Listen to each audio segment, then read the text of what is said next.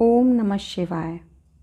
आज का अध्याय है नारद जी का भगवान विष्णु को क्रोधपूर्वक फटकारना और शाप देना, फिर माया के दूर हो जाने पर पश्चाताप पूर्वक भगवान के चरणों में गिरना और शुद्धि का उपाय पूछना तथा भगवान विष्णु का उन्हें समझा बुझाकर शिव का महात्म्य जानने के लिए ब्रह्मा जी के पास जाने का आदेश और शिव के भजन का उपदेश देना। सूची कहते हैं, महर्षियों, माया मोहित नारद मुनि उन दोनों शिवगणों को यथोचित शाप देकर भी भगवान शिव के इच्छावश मोह निद्रा से जाग न सके। वे भगवान विष्णु के किए हुए कपट को याद करके मन में दुस्सह क्रोध लिए विष्णुलोक को गए और समिधा पाकर प्रज्वलित हुए अग्निदेव की भांति क्रोध से जलते हुए बोले। उनका ज्ञान नष्ट हो गया था, इसलिए वे दुर्वचनपूर्ण व्यंग्य सुनाने लगे। नारद जी ने कहा, हरे, तुम बड़े दुष्ट हो, कपटी हो और समस्त विश्व को मोह में डाले रहते हो। दूसरों का उत्साह या उत्कर्ष तुमसे सहा नहीं जाता। तुम माया भी हो, तुम्हारा अंतःकरण मलिन है। पूर्व काल में तुम ही ने मोहिनी रूप धारण करके कपट किया, असुरों को वारुणी मदिरा पिलाई, उन्हें अमृत नहीं पीने दिया। छल कपट में ही अनुराग रखने वाले हरे, यदि महेश्वर रुद्र दया करके विष न पी लेते तो तुम्हारी सारी माया उसी दिन समाप्त हो जाती। विष्णुदेव, कपटपूर्ण चाल तुम्हें अधिक प्रिय है। तुम्हारा स्वभाव अच्छा नहीं है, तो भी भगवान शंकर ने तुम्हें स्वतंत्र बना दिया है। तुम्हारी इस चाल ढाल को समझकर अब वे भगवान शिव भी पश्चाताप करते होंगे। अपनी वाणी रूप वेद की प्रामाणिकता स्थापित करने वाले महादेव जी ने ब्राह्मण को सर्वोपरि बताया है। हरे, इस बात को जानकर आज मैं बलपूर्वक तुम्हें ऐसी सीख दूंगा जिससे तुम फिर कभी कहीं भी ऐसा कर्म नहीं कर सकोगे। अब तक तुम्हें किसी शक्तिशाली या तेजस्वी पुरुष से पाला नहीं पड़ा था, इसलिए आज तक तुम निडर बने हुए हो, परंतु विष्णु, अब तुम्हें अपनी करनी का पूरा पूरा फल मिलेगा। भगवान विष्णु से ऐसा कहकर माया मोहित नारद मुनि अपने ब्रह्म तेज का प्रदर्शन करते हुए क्रोध से खिन्न हो उठे और शाप देते हुए बोले, विष्णु, तुमने स्त्री के लिए मुझे व्याकुल किया है। तुम इसी तरह सबको मोह में डालते रहते हो। यह कपटपूर्ण कार्य करते हुए तुमने जिस स्वरूप से मुझे संयुक्त किया था, उसी स्वरूप से तुम मनुष्य हो जाओ और स्त्री के वियोग का दुख भोगो। तुमने जिन वानरों के समान मेरा मुंह बनाया था, वे ही उस समय तुम्हारे सहायक हों। तुम दूसरों को स्त्री विरह का दुख देने वाले हो, अतः स्वयं भी तुम्हें स्त्री के वियोग का दुख प्राप्त हो। अज्ञान से मोहित मनुष्यों के समान तुम्हारी स्थिति हो। अज्ञान से मोहित हुए नारद जी ने मोहवश श्री हरि को जब इस तरह शाप दिया, तब उन्होंने शंभु की माया की प्रशंसा करते हुए उस शाप को स्वीकार कर लिया। तदनंतर महालीला करने वाले शंभु ने अपनी उस विश्व मोहिनी माया को, जिसके कारण ज्ञानी नारद मुनि भी मोहित हो गए थे, खींच लिया।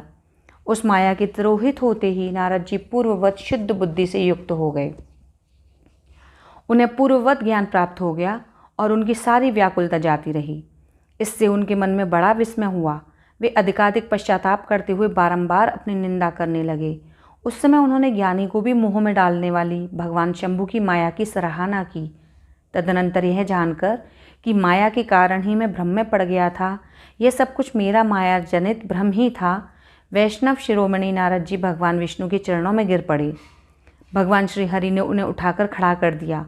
उस समय अपनी दुर्बुद्धि नष्ट हो जाने के कारण वे यूँ बोले, नाथ, माया से मोहित होने के कारण मेरी बुद्धि बिगड़ गई थी, इसलिए मैंने आपके प्रति बहुत दुर्वचन कहे हैं, आपको शाप तक दे डाला।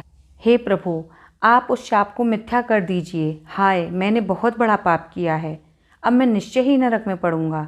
हरे, मैं आपका दास हूँ, बताइए मैं क्या उपाय, कौन सा प्रायश्चित करूँ जिससे मेरे पाप समूह नष्ट हो जाएं और मुझे नरक में न गिरना पड़े। ऐसा कहकर शुद्ध बुद्धि वाले मुनि शिरोमणि नारद जी पुनः भक्तिभाव से भगवान विष्णु के चरणों में गिर पड़े। उस समय उन्हें बड़ा पश्चाताप हो रहा था। तब श्री विष्णु ने उन्हें उठाकर मधुर वाणी में कहा, तात, खेद न करो, तुम मेरे श्रेष्ठ भक्त हो, इसमें संशय नहीं। मैं तुम्हें एक बात बताता हूँ, सुनो। उससे निश्चय ही तुम्हारा परम हित होगा। तुम्हें नरक में नहीं जाना पड़ेगा। भगवान शिव तुम्हारा कल्याण करेंगे। तुमने मद से मोहित होकर जो भगवान शिव की बात नहीं मानी थी, उसकी अवहेलना कर दी थी, उसी अपराध का भगवान शिव ने तुम्हें ऐसा फल दिया है, क्योंकि वे ही कर्म फल के दाता हैं। तुम अपने मन में यह दृढ़ निश्चय कर लो कि भगवान शिव की इच्छा से ही यह सब कुछ हुआ है। सबके स्वामी परमेश्वर शंकर ही गर्व को दूर करने वाले हैं। वे ही परब्रह्म परमात्मा हैं। उन्हीं का सच्चिदानंद रूप से बोध होता है। वे निर्गुण और निर्विकार हैं। सत्व, रज और तम इन तीनों गुणों से परे हैं। वे ही अपनी माया को लेकर ब्रह्मा, विष्णु और महेश इन 3 रूपों में प्रकट होते हैं। निर्गुण और सगुण भी वे ही हैं। निर्गुण अवस्था में उन्हीं का नाम शिव है। वे ही परमात्मा, महेश्वर, परब्रह्म, अविनाशी, अनंत और महादेव आदि नामों से कहे जाते हैं। उन्हीं की सेवा से ब्रह्मा जी जगत के सृष्टा हुए हैं और मैं तीनों लोकों का पालन करता हूँ। वे स्वयं ही रुद्र रूप से सदा सबका संहार करते हैं। वे शिव स्वरूप से सबके साक्षी हैं, माया से भिन्न और निर्गुण हैं। स्वतंत्र होने के कारण वे अपनी इच्छा के अनुसार चलते हैं। उनका विहार, आचार व्यवहार उत्तम है और वे भक्तों पर दया करने वाले हैं। नारद मुने, मैं तुम्हें एक सुंदर उपाय बताता हूँ जो सुखद, समस्त पापों का नाशक और सदा भोग और मोक्ष देने वाला है। तुम उसे ध्यान से सुनो। अपने सारे संशयों को त्याग कर तुम भगवान शंकर के सुयश का गान करो और सदा अनन्य भाव से शिव के शतनाम स्रोत का पाठ करो। मुने, तुम निरंतर उन्हीं की उपासना और उन्हीं का भजन गाओ, उन्हीं के यश को सुनो और गाओ तथा प्रतिदिन उन्हीं की पूजा अर्चना करते रहो। नारद, जो शरीर, मन और वाणी द्वारा भगवान शंकर की उपासना करता है उसे पंडित या ज्ञानी जानना चाहिए। वह जीवन मुक्त कहलाता है। शिव इस नाम रूपी दावानल से बड़े बड़े पातकों के असंख्य पर्वत अनायास भस्म हो जाते हैं।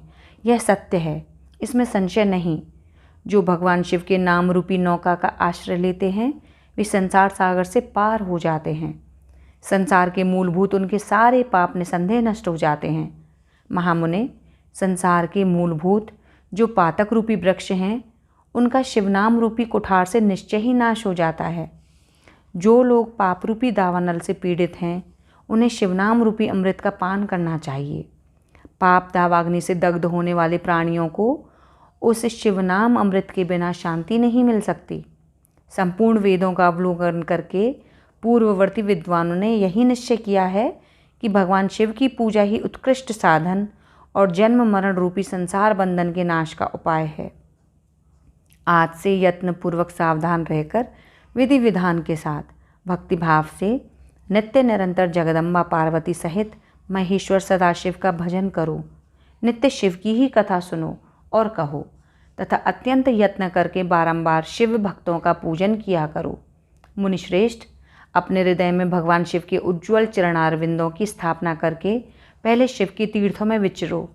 इस प्रकार परमात्मा शंकर के अनुपम महात्म्य का दर्शन करते हुए अंत में आनंदवन अर्थात काशी को जाओ। वह स्थान भगवान शिव को बहुत ही प्रिय है। वहाँ भक्तिपूर्वक विश्वनाथ जी का दर्शन पूजन करो। विशेषतः उनकी स्तुति वंदना करके तुम निर्विकल्प हो जाओगे। नारद जी, इसके बाद तुम्हें मेरी आज्ञा से भक्तिपूर्वक अपने मनोरथ की सिद्धि के लिए निश्चय ही ब्रह्मलोक में जाना चाहिए। वहाँ अपने पिता ब्रह्मा जी की विशेष रूप से स्तुति वंदना करके तुम्हें प्रसन्नतापूर्ण हृदय से बारंबार शिव महिमा के विषय में प्रश्न करना चाहिए। ब्रह्मा जी शिव भक्तों में श्रेष्ठ हैं।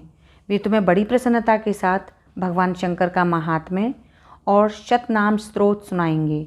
मुने, आज से तुम शिव आराधन में तत्पर रहने वाले शिव भक्त हो जाओ और विशेष रूप से मोक्ष के भागी बनो। भगवान शिव तुम्हारा कल्याण करेंगे। इस प्रकार प्रसन्नचित्त हुए भगवान विष्णु नारद मुनि को प्रेम पूर्वक उपदेश देकर श्री शिव का स्मरण, वंदन और स्तवन करके वहाँ से अंतर्धान हो गए। हर हर महादेव।